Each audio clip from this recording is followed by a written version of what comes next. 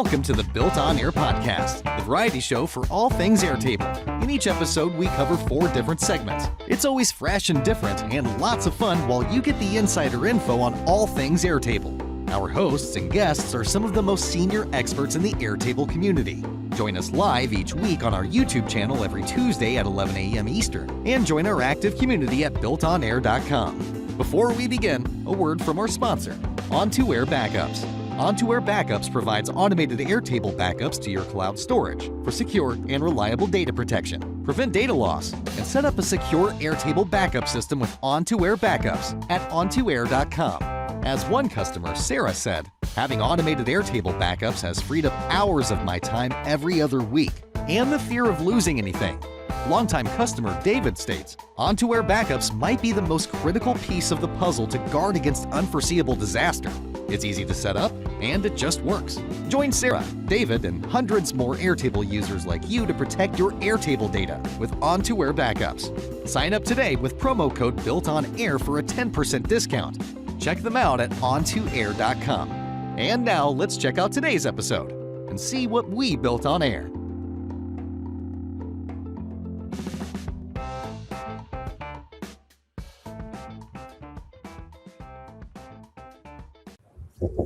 All right, welcome back. We are back with season 24 of the Built on Air podcast. Good to be back with everybody. Hopefully you had a good couple weeks since we were last on the air, and we are back for another 8 episodes of this season.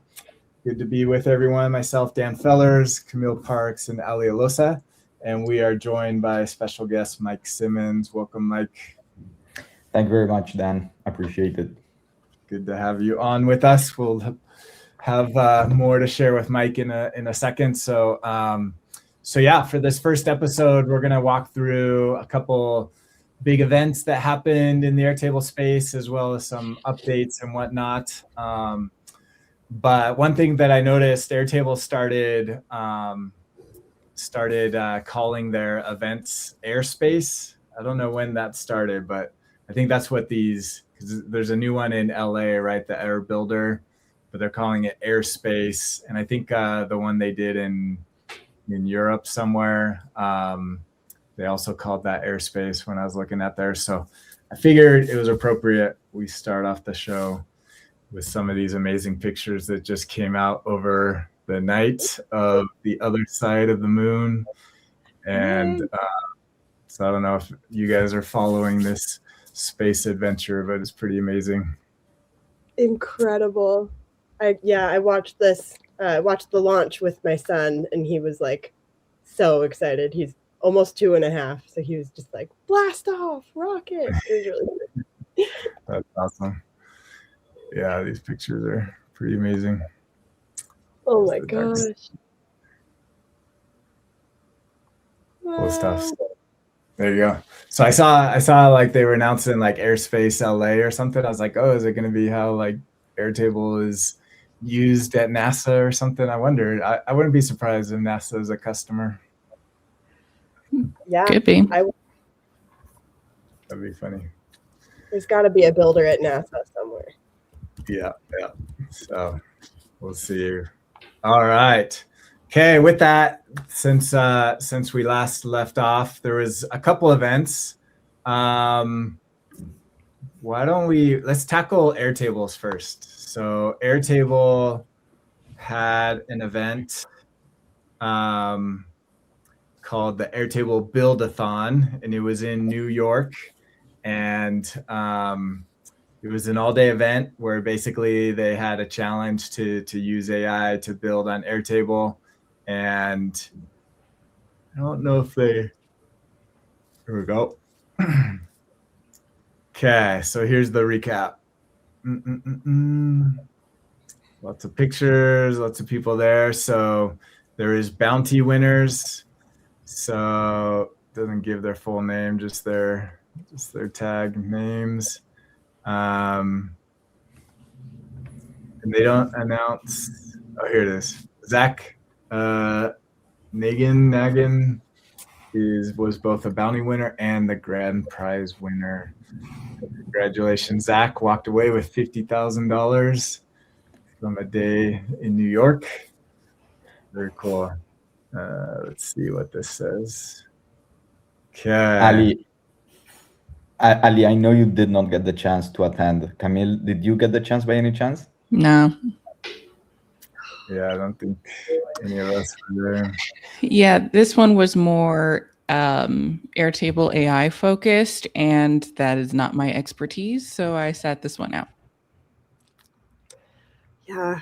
Yeah. So it looks like he built a AI-powered creative agency workflow. Awesome. I'm so intrigued about like what the challenges were specifically. Like I'd love to just know an example of what they had to do. Let's see. So there is attachment intelligence. So a contract analyzer that automatically extract keys, key details, turning hours, and creative interface element. And then automated content, automated research, and AI and automations. Okay. Which, if we go through Sachs, again, I do not know the rules or what criteria was used to decide who the winner was, but everything I could read about Sachs build is it was related to some sort of content creation system. I believe, I might be completely wrong. So that bounty or challenge might have been related. I have no clue, to be honest. Yeah. We'll need to get, I'll reach out to Zach and see if we can get him on the show. He could talk about what he built. That'd be cool. So yeah, congrats. So Matthew, Zach, Nasir, Don, and Parker were the bounty winners. I think they walked away with 2,000 each. Yeah, 2,000 each. So very cool. All right, so that was going on. But there was also another one, a community-led hackathon that Mike and Ali and Camille all helped judge. Mike, why don't you talk us through what went on here and how it went down? Sure. So this was the second edition of the hackathon. First edition was back on November last year. That was super fun. Surprisingly or not, we had a lot of interest and engagement when that went down. Originally, the idea was like, basically, I made a post on the Airtable community, on the official Airtable community, like, hey, this could be fun. What are your thoughts? If I get maybe one like, I just go with it. And that's pretty much what happened. As it started to grow, or as I saw that people were actually signing up, I was like, oh, this means that I now need to actually organize this, which was not entirely on my plans. That went well back then. Again, first edition, we did not have a theme for it. It was like, hey, free for all, let's just have fun. Let's see what we can come up with.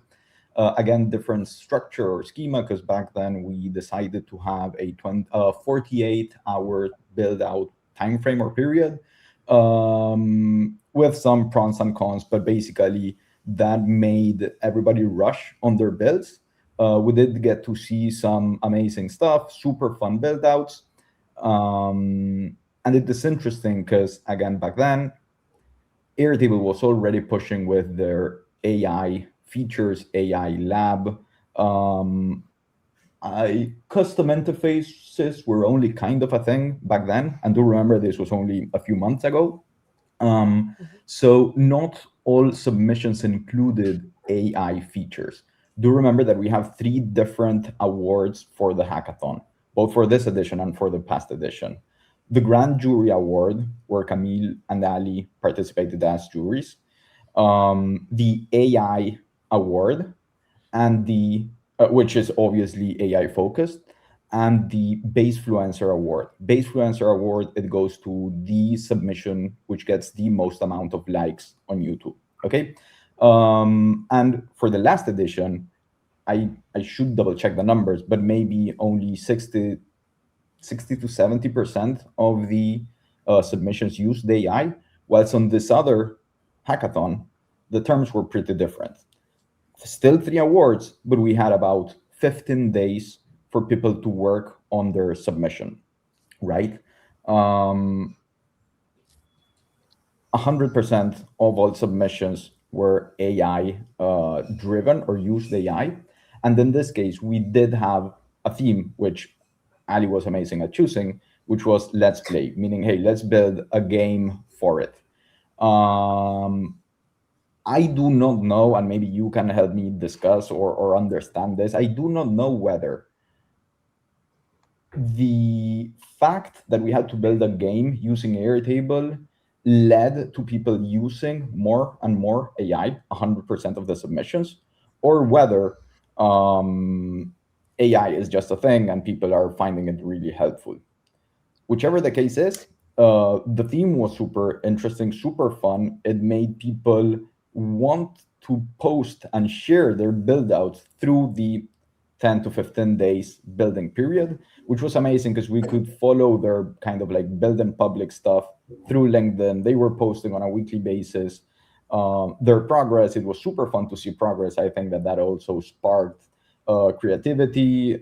It also led to the whole kind of point of the hackathon, which is to have some fun, to generate some community, to get to know each other. We're spending, at least in my case, and I can recap to what's my Airtable journey in a few minutes, but basically I'm spending more than a couple of hours a day, maybe sometimes, answering questions in the community. However, I do not personally know each of you, but I did meet Ali, I did meet Erica, and I've been meeting tens, I don't think hundreds, but tens of people throughout this journey. And I do believe that that is kind of the idea or the whole point of the hackathon, to bring us together as a community, to see what we can build and to spark imagination. We'll go through some of those submissions probably in a few minutes, but you'll notice that some of them, they are huge build-outs, really complex, robust build-outs. Other, for instance, mine, it's a very small, specific thing. And that's kind of what I also want to encourage. Hey, we do not really need to build huge things, which, don't take me wrong, they're really I'm really encouraging those kind of build-outs, but just getting something out there, showing some nice feature that we did not know was possible to build with Airtable, or something different, or just have some fun, that should be enough to get the submissions. So that is kind of like the backstory of the hackathon. Very cool. All right. Should we announce the winners of each category? Sure. I know you already announced it, but which ones are they? Camilla and Ali, would you like to go with the grand jury? Yeah, but I'm terrible at names. My goodness. I remember it very clearly. Yeah. Nicholas Atkins was his name, I believe. Thank you. And it was called Last Admin Standing. Was the grand jury award. Yes, down there in the bottom right there. Yes, it was Akins, excuse me. Incredible. Just, I mean, so many of them were so incredible. This was like such a hard, honestly, like every single one was just like mind-blowing. It was a very difficult decision. But his really blew all of us away. It was like every piece you could control on the back end. You could control the like strength of every weapon used in the game. You could like change the imagery, the creative direction. It was all just everything configurable. And it really felt like this could be like a new wave of gaming. It's like personal, like your personal game creation machine. Yeah, I had my own loose set of criteria when judging of like, how gamey is this game? How much is Airtable like relevant to the build? Because if you go the custom extension route, you're basically building a React app, and your React app doesn't technically have to talk to Airtable at all. So your base could be one table with one field, but that's not really using Airtable. You know what I mean? And with Last Admin Standing, it was like exactly as Ali said. There were so many tables, and each table had fields that directly controlled the like underpinnings of the app or the game itself. And it kind of reminded me of like, if you play like Skyrim or something, at this point, you probably have a lot of mods. You can basically make your own mods for the game. You can go in and change how fast the enemies move, how many enemies are there, which enemies show up at what point. It like every little detail about the game was controllable if you went to view data in Airtable. And furthermore, Camille, two additional comments on that matter, which is one, I might be wrong because once again, as mentioned, we do not get full access to the bases. We only get access to what participants show on the demo, right? But if I'm not wrong, most of these things that you are describing, they are AI generated with AI fields in Airtable. So it is currently set or static in the sense that we currently have 4 types of different enemies, but this is dynamic in the sense, this is my understanding again, this is dynamic in the sense that we could be generating as many enemies or tools or weapons or whatever the case is. And I'm pretty sure that they will be pretty fun. The second comment, which is if you pay attention to the description of what's going on in the game, it's something like, what's the word for it, especially in English? Like a haunted workspace. So it is not only created using Airtable, but it's also Airtable related in the sense that the whole idea or the backstory to it is it's a haunted, again, Airtable workspace, and different Airtable related things or challenges are coming along. So that was super fun or cute for it. Yeah. Yes, I loved. Yeah, you play as the last. That was a theme as well. Yeah, like Airtable being a meta component of the game itself. We featured Friends with Airtable on the podcast before, and it's kind of like demo state, and that one was very much like, oh, learn how to use Airtable using this game built in Airtable. Which, whenever we're ready, we can move forward with Lisa's submission because she won the AI award. What is really, really cool about it. So we were having some moments ago a discussion where we see, or at least I speak for myself, we have 2 different sets of submissions. A few of them, or many of them, to be honest, which went really, really heavy lifting on the AI custom interfaces aspect of Airtable, which is amazing because as Dan will probably show in a minute, great things can be built, such as Friends with Airtable.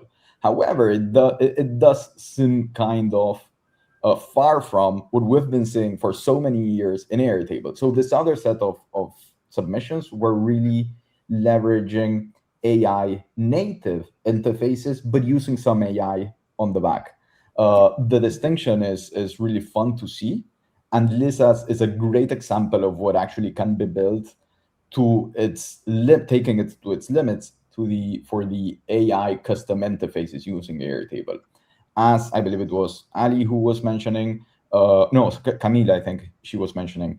Basically, the idea of this submission is, hey, if you do not know how Airtable works exactly, or if you're starting out, let me show you around some sort of like Airtable Academy, but gamified in such a way that really makes it really, really fun. Basically, you are interacting with different characters from the Friends show, and they have actual references to stuff that happens on the different episodes. So that is really fun. The only thing I might mention is, but this is not something Lisa's lagging behind with, but it's just what we can achieve with the Airtable custom interfaces, is that when setting up automations, for instance, through the game, because one of the prompts or challenges is, hey, you need to build this automation to help Joey do whatever. The interface or the experience is not exactly the same as what we would find on the back end when building automations, but there is no way we can actually achieve that. So I must say this was amazing. The fact that she was able to move through the game, just talking to different characters, that was something else. I really, really loved this. And once again, same comment as for the previous submission. It's interesting to see how this is a game, but it's also Airtable related. So not only built with Airtable, but Airtable related. I love that stuff. So congratulations, Lisa. Yes, I really loved this one, and it was just so funny. Like, I love all the she had so many little like just jokes in there, like thrown in. If you're a big fan of Friends, I'm sure they're just. I haven't seen a ton of it, so I'm sure there's a lot I'm even missing, but I can pick up on how intricate all the like jokes and everything are in this. And I love how she pointed out, she was like, it's going to be a simulated Airtable view in her video, which was really well done as well. And I loved the theme, the idea of like teaching how to use Airtable as a gamified experience. It's just chef's kiss. Yeah, this is amazing. Yeah, this one, very impressive, especially for the AI award, because if I'm not mistaken, she started with like completely blank and prompted her whole way through. So, like Mike said, some were you go in, you build your own kind of foundation, and then you use AI to sort of help you along the way. This one was like start to finish. I'm using Omni, and Omni's going to help me build every little component, including the back end. And you'll see, look at the tables. It also is highly controlled from the base itself, which was ranked high on my criteria of the schema's got to matter if it's inside an Airtable base. 100%. And if I remember correctly, when she came on, she did not have a background in software development or anything. So she's really jumped into this without a ton of that background experience. She caught the bug for Airtable, like the rest of us. She's a citizen developer and is fallen in love with it. Yeah. So cool. So what so this one of the categories? Yes, AI award. the AI award. Okay. Cool. Yes. And for last, this is usual suspects, right? We have Erica winning the Basefluencer Award. She won last year as well. Last year, if I'm not wrong, she won both the Basefluencer and Grand Jury. I know she won two. I do not remember exactly Basefluencer and what else. I think it was Grand Jury, right? You guys. Not the Grand Jury, AI award. The AI award, where she built this amazing either dodgeball, softball. Yeah, her dodgeball. It was about her dodgeball career. Mm-hmm. It was really cool, and it could even create workout plans for her. Yeah, that was super interesting. So going back to Erica's submission for this edition, she built what she calls what's a telephone Pictionary, but in Airtable. I'm not 100% familiar with how telephone Pictionary works, but my understanding is something around the lines of somebody writes a sentence, we pass it over, we draw something. By the end of the round, we need to understand kind of, or see the differences between, or how close we got to the initial sentence, right? This is a great example of what I was saying, how we have like actual native interfaces. For instance, this seems to be the previous one seemed to be a record review page layout on interfaces. And that kind of things I really miss when I see, don't get me wrong, this other crazy interfaces all over the place with flashy colors, so on and so forth. They are amazing, but I definitely love, and by the way, record review page layout is my personal favorite. So having said that, yes, this was super fun. And the other fun comment about it is that this is kind of like a multiplayer game, which involves multiple parties playing together, which brings us back to what Russ and Jessica built, which was some completely different, but something similar in the sense that can be played by multiple parties. So again, Erica, congratulations again, and thank you for being part of the grand jury this year. And while we're at it, thank you, Camille, and thank you, Ali, as well. Of course. Thank you. It was wonderful. I loved Erica's.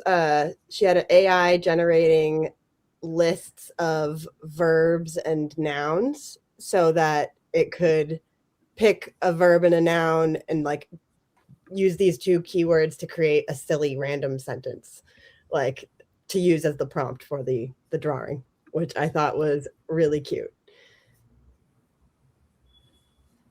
Cool. Yeah. Awesome. Can we look at Russ's was like absolutely insane. That was called low code breaker. Yeah, Codebreaker. And the other one, after going through Russell's, that I'd like to spend 2 minutes on is, I think it's called Heroes of No Code. That was something Yes. else. I definitely loved that one. Absolutely. Russ's was absolutely wild. They had this like really novel thing included in this game. Was the only one, except Erica's you could play as well, I believe, but Yeah, you could. Russ's built was like to be shared amongst everybody that wanted to copy it. And the way he did it was he had a base that he built that was in his own workspace. It had automations in it. And when you click a link that was in the description of this YouTube video, it adds you as a read-only user to that base. And then you duplicate that read-only, your access to that base, you duplicate it into your own workspace. And it comes with a couple tables that are from his workspace as well that sync out into yours. And that's key because it lets you connect to all the other players that have downloaded the base or have copied the base into their workspace and play against them and see the leaderboard as well. And so when you copy that base, there's a couple little steps that he had you take where you turn on an automation, copy a webhook that it had in it, and connect to his Airtable server in air quotes. And that would let you find a player, an opponent, and actually play the game. And I've played it twice now. It was really fun. Which, let me say two things about it. One, Russell was super bummed out when, in fact, Russell was the one who reached out to me and said like, hey, Mike, will we be able to share games somehow to actually get people to play? And that's when I reached out to Airtable and say, hey, can we do something about it? Again, we're still hopefully working on it. I don't think that will be the case, but maybe for the next edition, if we do something similar, we might get something different. But he was really, really interested in the actual experience of the end user where they could actually get to play what they were building. They were spending a lot of time on it, a lot of effort on it, and they did really wanted this to be something fun. The second thing that I want to mention is it's crazy to me to see how many people, not sure how many of them, but even if 3 did something similar, that's a lot for me, used synced tables. Reason why I hate syncing.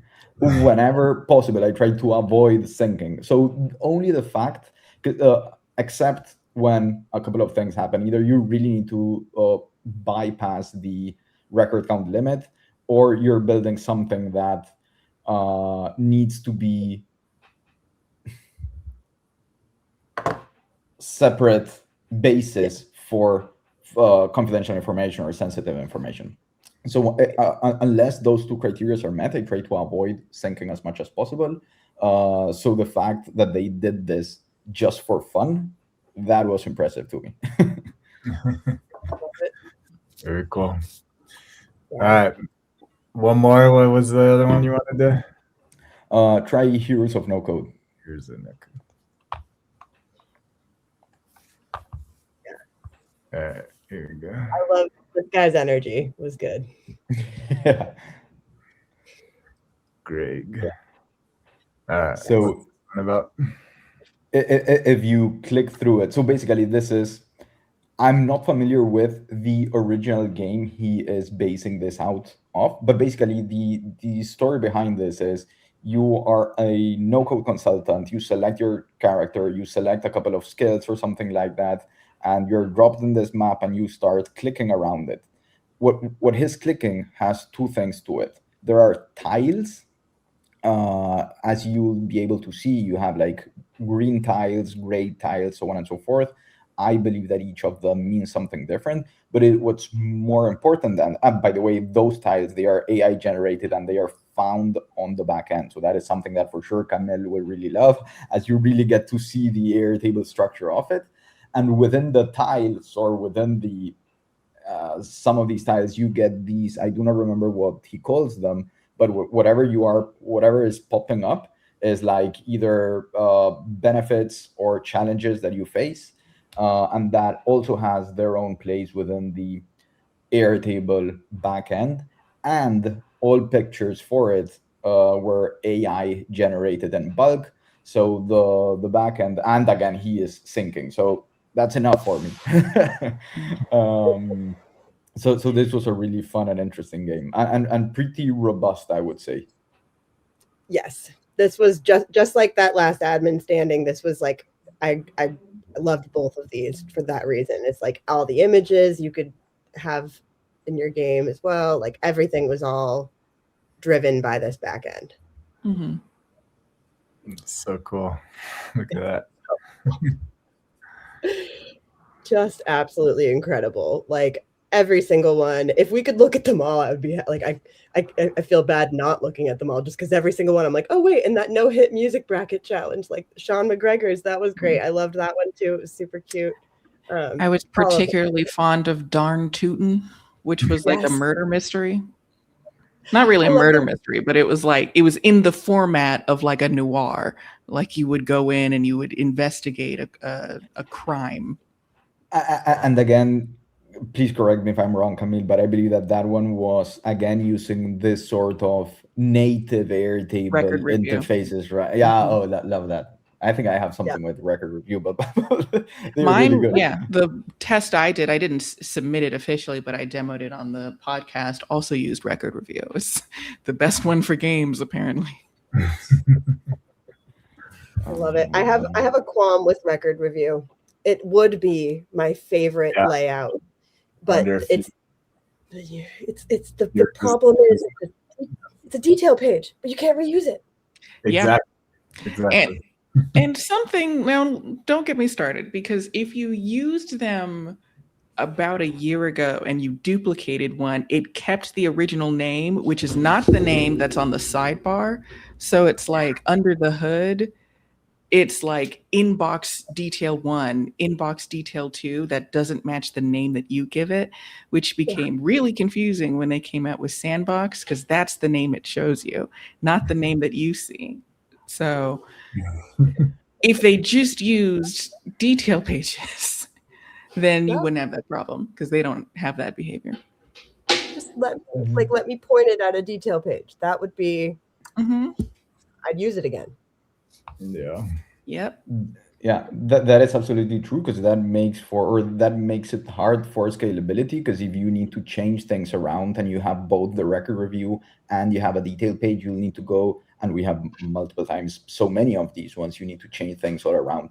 So that is absolutely a great point. Now, Camille, you bring something up that has been on my mind for some time now, and I might be doing something completely off or not understanding something.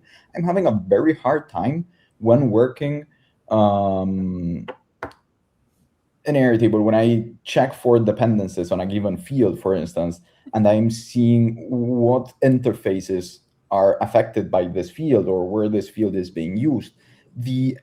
Am I correct that I'll call it breadcrumbs, I have no clue how to call it this, but what's being shown on the dependencies tab is not really clear. Like it says something like a name of a page, it says detail, it says grid or something like that, but I always have a hard time whenever it's not super clear where that is found. I just go, okay, it seems that I'll need to break this, and a month from now I'll figure out what that was. Yeah. Am I missing something? No, because I do the same thing. Because those links also aren't clickable. Now, I brought up Sandbox, and Sandbox does give you a clickable link to go to the page, so that's helpful. But the dependency checker does not have it. So good luck finding where that detail page is used, especially if you have like 5. So which of the several interfaces points to the one that has,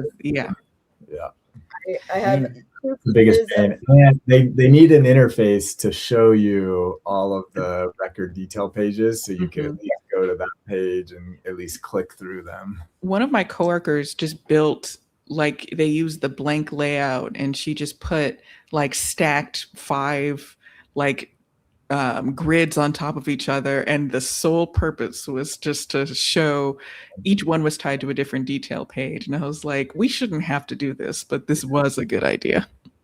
Yeah, I've done that many times, and I have 2 pieces of advice. One is always, the second you create a detail page, name it. Give it a unique name. Don't just leave it as record detail, because then you'll be even more lost. You won't know where you're looking for in your dependencies. Like, give it a name of the table. Then in the dependencies, the one thing that I have noticed that's a little helpful, I agree, it's a complete like mess about where you're actually trying to look in the interface, but they do have a little icon next to, if you click on the detail page, then there's a little icon next to the things underneath it. One of them might be like, it's like a test tube or like a beaker, right? A flask. It's the filter icon is what it actually represents. And so you see that icon, you know you're looking for a filter somewhere. Whereas if it's like a little list icon, it's like probably just displayed in the list. But still, you don't know which filter. I will also say sometimes it's not like you have set the filter for the page. If you have like a list that opens a detail page, any field that's on the detail page is a possible filter for the end user on the page. So it's more like it's either the setting that you have done on the page, this field is used in the filter, or it's a possible end user filter and it's just saying end users won't be able to filter by this if you remove the field. And sometimes I don't want to be warned about that because that's not really a setting. I ran into a bug the other day where I had a field set as the end user filters, the drop downs at the top of the page.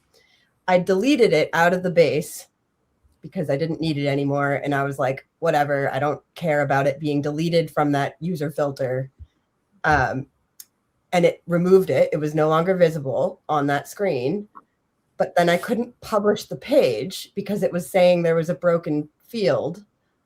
And it was weird. It was just like, it totally broke everything. I had to go back and restore the field and then physically delete the dropdown and then delete the field. I've never had it stop me from publishing a page. In fact, it's all too happy to publish a page where like the whole list is just broken. Yeah, it was really strange. I'd never seen that happen before. Okay. Let's go through a couple announcements, updates, and then Mike, we'll come back and see what you've got. And if you want, you can share your screen. It won't go live till I put it on there. But so yeah, big congrats to everybody who submitted. There's amazing stuff. We'll put a link to these submissions. Congrats to the winners, but everybody put a ton of effort into each of these. So congrats to all. Is there already news for round 3, or what's the plan for the future, Mike? Oh, that's a good one. For sure, we do not have news right now. However, we will absolutely have 3rd edition, 4th edition, so on and so forth. Probably, I mean, I should discuss with Ali how much you can undertake and see what we can achieve. But I guess we would probably have either 1 or 2 additional editions this year. A couple of things that are on the back of my mind since we started with this, based on a couple of the feedback or comments that I received when people signed up, is it would be amazing to have a live on-site version of this, either async where, hey, this is still remote, but in a couple of cities, we have enough quorumas to join or have people meet for it. Or say, hey, we'll have this edition will be fully live and on site. I don't think the latter, most probably the former. I don't think that will be anytime soon, but that would be my end goal. To actually get to meet Ali in person, for instance, that would be nice. And for sure, most of the other builders who I did not meet yet. And do remember, did I mention this live? I'm based out of Buenos Aires, Argentina. We're pretty cool and chill people here, but not everybody is into Airtable. So getting something done on site would be very nice. Yeah, cool. All right, that is the community hackathon. And okay, let's start over here. So the what's new since we last checked in, not a whole lot. I'm realizing that there's other places where Airtable is announcing new features. So we'll just go through these quickly, and then we'll look at some other. So something that came out in March, 3 new ways to collaborate on your records. So let's see what we got. So attach files to comments. So you can now find more things that are hidden that are hard to get access to. You can resolve comments, and you can search notifications. Let's look at these. This one was like close to what I wanted. Like, I like that you can resolve comments, but it still shows up as like the comments badge of how many comments are on a record, which I understand, but it's the reason I'm resolving is like, I don't want this in my face anymore. I kind of want to be notified about a brand new thing that I need to address, not things that are already resolved. And then the searching notifications, I wish you could search comments or revision history, but you can't. You can search your notifications, which is not quite the same. Helpful, but not what I thought it was going to be just by reading the list. Yeah, that's true. Great. Yeah, and comments. I'm curious if they updated the API for comments to retrieve. That's where like comments are so hidden and so hard to expose that we typically don't use them at all. Then are you making reference to the fact that you cannot retrieve, like, list all comments, but only on a record basis? Or what are you making reference to? Yeah, that's part of it. Yeah. But ideally, you could be able to like sync all your comments into a base or something, into a table. That would be nice. Because you can do it with the API, but it's inefficiently. Yeah. So that's one. And then this one, I don't know who's all using Databricks or Snowflake, but now you can do custom queries against it for your view in. So I don't know, any of you guys using? I'm not using either of those. No, this is obviously more enterprise coded, but like the idea of you have a larger data set that doesn't quite fit in Airtable. I'm not too sure from like a practical standpoint with HyperDB. They have this feature of like, you can temporarily load the entirety of the table and only like link to the records that matter for whatever base you're in. But with Snowflakes and Databricks, which are also, store millions of records, that feature's not available. So you have to set your SQL query up top. So you have to know in advance which records you need to pull into Airtable. So it doesn't quite address, sometimes you need a lot more data than can naturally fit. Yeah. There we go. All right. Couple other things that they announced in their community. It seems like the community announcements is where to look for new feature releases more so than the what's new. I think some of these are not necessarily new, but they're like recently replied to. That's right. Yeah, so this is 5 months ago. I was gonna say I thought that this came out, but then they announced that it's now maybe general release, or maybe it was just a comment that. Okay, so yeah, it's just a comment that made it look new. Yeah, good call. Okay, so some of these. Yeah, that's not new. Deep agent. This one.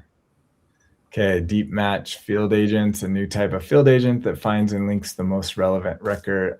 Is that new? Relatively, it's within a month. Yeah. Okay. Cool. GA. Oh yeah, 1 month ago. Yeah. Okay. Cool. So that's a new one. Have not used that. No, I haven't used it either. It's potentially pretty useful. So you don't need like a complicated automation, for example, of match this record to this other record, given like the find record step in Airtable is still kind of limited because you can't have condition groups, but the deep match feature seems like it can handle that level of complexity. Yeah. I have not been using it. Sorry, Ali, I have not been using it for actual real purposes. I did play around with it a lot. Initially, it took a very, very, very long time to find the corresponding matches, if it found them at all. Before, I think it had some sort of timeout error if it took too long. I'm not 100% sure about it, but I do know that it took way too long. That was a big issue. In fact, I'm pretty active in the Airtable community, and I saw plenty of different comments or interactions where, hey, this is taking too long. This is not working with big bases. And lately, the whatever I've been reading changed drastically. Like, hey, I'm now playing around with big bases or big tables, and it is working. I do not know what the limit is to the amount of records that it can actually read and understand which ones actually should match based on the conditions or prompt that you apply. But I would say that this is pretty helpful, and I'm sure that I'll be using this pretty soon. Yeah, Absolutely. And Yeah, so I have a. does it automatically link, or you can turn it to It does. right there. Yeah, my biggest question is like, assuming it works and assuming it works well, is it more expensive, in air quotes, than just running the automation? Like, say you have you need everything to be linked to, like, keep it linked to this record, or you have the value in a formula field, and you're like, this is the record I need. An automation would just take that value, paste it in, or find the record, whatever, however you prefer. But this could just do it directly. You don't need an automation, but does it use a lot of credits? Is it going to be slowing your base down? Is it, I don't know what's more worth it. Mm-hmm. And the other question might be, if it uses credits or a lot of credits, does the credit usage depend on the size of the table you are trying to link to? Because if I have huge bases, that is usually when this would come in handy. And if that becomes too expensive, that might be an issue. But either way, I do like this approach or this feature. Yeah, I'm excited about the possibilities that brings. Absolutely. Okay, this one's not new. That one's not new. I was gonna say, I don't remember them. Okay, there's the Build-a-Thon we already went through. Okay, so I think any other Google Drive, that's not new. Is that new? 6 months ago. No. Okay. And that one, okay. Then the other one, so on their LinkedIn, actually, I think, Mike, you're in here, aren't you? Yeah. There we go. Oh, there I am. Best community connector. So these are community awards.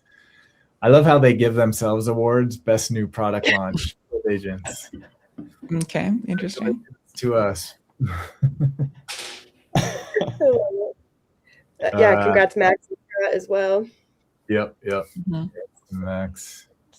Okay, so here's a couple other things that they announced through their LinkedIn. So the MCP Builder Tools is rolling out to GA. So the official MCP, I think, Mike, is that what you're using? Not exactly. My point is, I'm usually, just because I'm lazy and I never connected to the official MCP, I'm still using the unofficial MCP. So there's this connector, this unofficial MCP that has been rolled out by different users or whomever wanted to build that several, maybe at least a month before the official MCP went out. I thought that the official MCP would have additional capabilities Again, I did not play around with it, so I might be missing something, but I don't think I'm missing out on a lot yet. Most probably they will be working on it, maintaining it, pushing upgrades or updates to it. But that was fun. Yeah. Okay. Build-a-thon. Where is it? And by the way, what is your experience? Did you guys play around with any of the MCPs? And do you have any thoughts or opinions? I played around with it a year ago, so probably the unofficial one as well. So I need to try out the new one. Yeah, I haven't yet. Yeah. But they do have, I don't know if this talks about it. There was a recent webinar talking about connecting Claude with it. So that's one worth watching if you want to go through. I'm assuming the new Claude connector for Airtable. So I don't know if that probably uses the MCP underneath. But they also released, yeah, here we go. So Victoria released some Claude skills that you can use as well. And this one I've looked at. I need to install these and use. Kind of created my own. So that's worth checking out. And okay, they've upgraded their models, their AI models that they support under the hood. So that's good. These are the most recent ones, I believe, for Opus and Sonnet. I believe that's the most recent. So that's good. They're up to date there now. And there's announcing Zach. I think that's all the, yeah, so Claude connector, that's worth checking out. I think that's all of them. Cool. All right, we got maybe a few minutes. I don't know, Mike, if you want to share something. Sure, I'd be happy to. Yeah, we have a few minutes. I could share my screen and kind of do a live demo of what I showcased on my submission for the Airtable Hackathon. Let me see if I can share this adequately.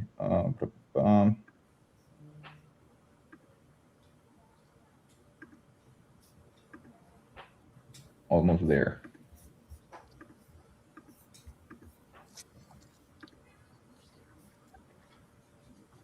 Yeah, there you are. You can see my screen, right? Yep. There it goes. Okay.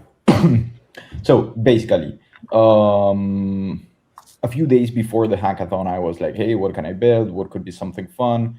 I could not come up with any fun or interesting idea. So then I said, hey, maybe I'm thinking about this with the wrong approach. Actually, what would I like to know more, or what would I like to see from Airtable? Thinking about different games, thinking about different things, I thought like, hey, could Airtable reproduce sound? Maybe for developers, this is like, hey, obviously, if you're running this and that on the custom interfaces, it obviously can reproduce sound. Well, I do not come from a technical background. I don't have a technical background. I have no clue what I'm doing. And for whatever amount of years, we were not able to reproduce sound within Airtable interfaces, nor within the backend. So this was something different. I spent the whole time thinking, hey, now if I can do that, then I could potentially do some sort of Guitar Hero game. Now, if I get to reproduce sound, how would I actually be able to showcase or show some sort of guitar or whatever? I said, okay, one step at a time. First thing I did is, next thing that morning is, I went into Airtable. This is exactly what you see. This is as dirty as I did it. Actually, if you come, this is a blank dummy base, right? If you go to interfaces, build it yourself, build an interface, I'll move forward with it. And I try to build something custom. Guess what? You cannot do that, right? So that's the reason why we have this table 1, because I needed to start somewhere just to get things up and running. So second thing I did is, let me try to find this. By the way, sorry if you hear my dog snoring on the back. Right here, this is the discussion that I had initially with Omni. Let me try to read it, but basically create a custom interface called test with 3 buttons. Upon clicking on them, each should reproduce an actual sound, musical notes. By the way, whomever is trying to do something similar, I would suggest, my understanding is that whenever we're trying to build something on custom interfaces, I think it works regardless, but I usually select within the tools, generate a custom element. Either way, this is what I did, and this is what Omni came up with. I don't think you'll listen to any sound coming out or from my interface, but basically I had this 3 buttons where each of them, I can hear that, reproduces a different sound. As soon as I saw that, I was like, oh, wow, this is really, really powerful. Not just because it can reproduce sound, because actually none of my clients will do anything with sound coming out of their interfaces, but just realizing that this is way more powerful than what we usually tend to think about it, which for sure will trigger different use cases in the future. Again, not the sound per se, but hey, if it can reproduce sound, then most probably we can do X or Y, embed videos or do whatever. So as soon as I saw that, I said, okay, this is actually possible. So I went and also I said, hey, this is a great opportunity to play around with Cloud and the unofficial MCP. So I went into Cloud, which I could share, but I don't want to take a lot of our time. I'll have it on my side. First message, I created this base in Airtable. First message to Cloud. I think I'm using Cowork. Yes, I'm using Cowork. I was like, hey, connect to this base, whatever the name of the base is. Cloud does his thing. It connects. Okay. I'm now thinking about building this game. I know that Airtable can reproduce sound based on a given test that I did. I want to build some sort of Guitar Hero game. On my mind, I know that I should have for sure a table for songs. I should have a table for whatever notes are played within the songs. So I'll go left to right. We have songs. Again, we have 3 of them right here. We have the name of the song, the artist, the bits per minute. This is something that I mentioned on my video. This is really interesting because whilst this fields, they are kind of like something that's shown on the screen on the interface just to have a tag for the name. The bits per minute, for instance, actually makes the song have its own rhythm, right? Or its own like bits per minute. Duration, it works in a similar way. It actually tracks how long we need to play the song for. Again, difficulty, it's not doing much other than alerting the player how hard or easy the song is. Genre, same thing. And then we'll go into the notes. This, as you can see, we are not actually tracking the note as whether it's a C, a D, a E, or whatever, but what key should be played. Usually guitars will have 6, how do you call them, chords? Yeah. Okay, 6 of them. Guitar Hero, I don't think they have 6, and therefore we're not using actual notes, but what key should be pressed, where each key on the front end, on the custom interface, has a different sound that gets reproduced by them, right? The other thing that's interesting is that we get the time offset. And as you can see, we have, for instance, this is the note ID, which will say this is happy birthday to you song, note 1, note 2, note 3. So then on the front end, what we're doing is, hey, how much time what's the difference in time between note 1 and note 2? That's one thing. The other thing that we're doing is whether the note it's just a single tap on the note, or whether we need to sustain or hold such key. If so, meaning if we need to hold such key, for how long do we need to hold that key? So all of that information is being used by the front end to actually show the full song to you. The last table, so this was kind of my discussion back and forth with Cloud Code, right? Or with Cowork, actually. The last thing that we have is actual plays. So these are all the different plays with the corresponding player name, the score, the accuracy, the max combo, how many right keys you hit, and basically what's the final outcome result in terms of stars as a rating and the date. What's interesting to see here is that usually, as we were previously discussing, the architecture of Airtable bases, even if it hurts because I love the regular standard academic kind of architectures, they do change a lot because a lot of the processing is being done by the way, we'll go into the interface in a minute, but a lot of the data processing, meaning which keys, how accurate I was, so on and so forth, is being processed by the front end itself, and it's pushing to the back end only the actual data needed. I'm not showing which keys I played, which keys I actually got right, and which ones I failed, but I'm just getting the aggregated results for it. In a similar way as if going the other way around, and this might be complex, but going the other way around for interfaces, we don't need to build all this kind of roll-ups on the back to show them on interfaces, but we just have certain elements that roll up that information for us.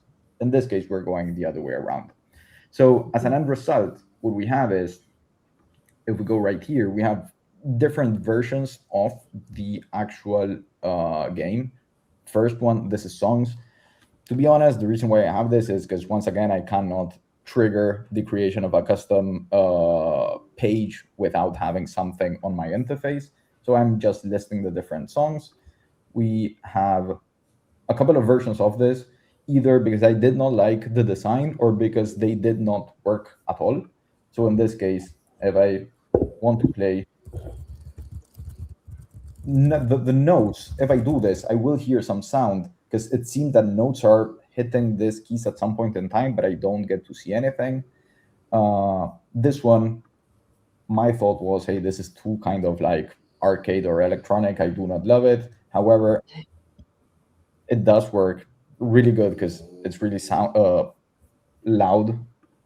And this one, I did like the design to it. I asked, by the way in which I was working with this is I was building the first versions using Omni, but then I was pushing the code to Cloud Code to see, hey, what can we improve with it? I had some back and forth with it before I pushed back the latest version of it.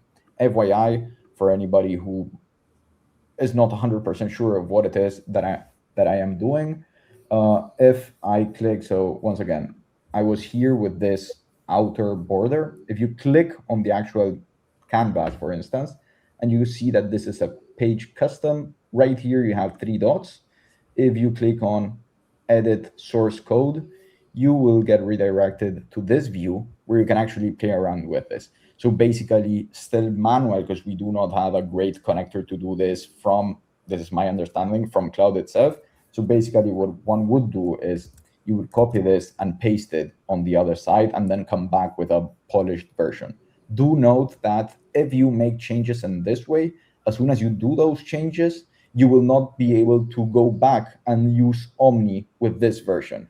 Because for some reason, I believe that Omni is not aware of what changes have been made. It detects that changes have been made without Omni taking care of them, and you will not be able to do that.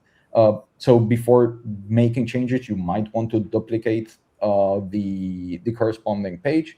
Either way, do note that you do have the history of such source code. Okay, either way, and just to round up the idea, we now have this better looking page. We have some Airtable color palette. We even have somebody, maybe Howie, on the right dancing to whatever we are playing.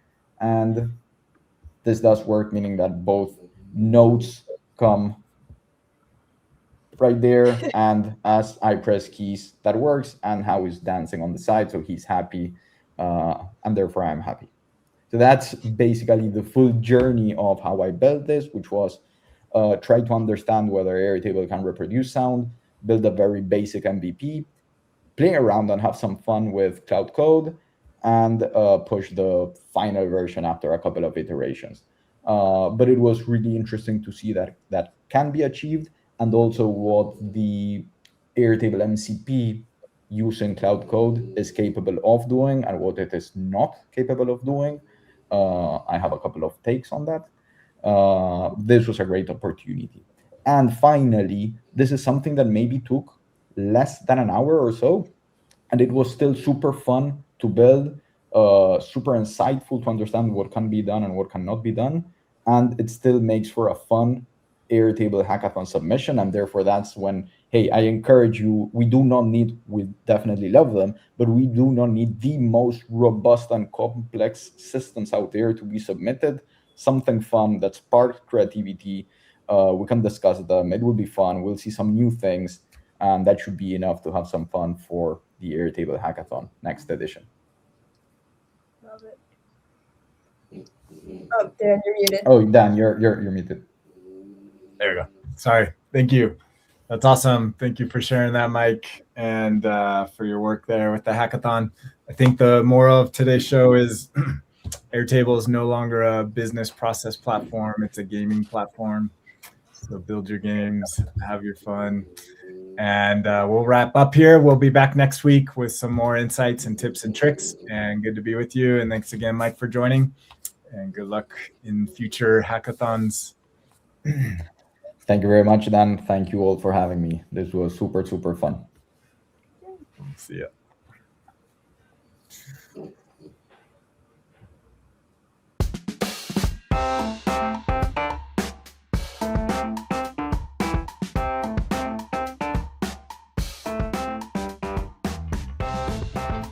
Thank you for joining today's episode. We hope you enjoyed it. Be sure to check out our sponsor, OntoAir Backups, automated backups for Airtable. We'll see you next time on the Built on Air podcast.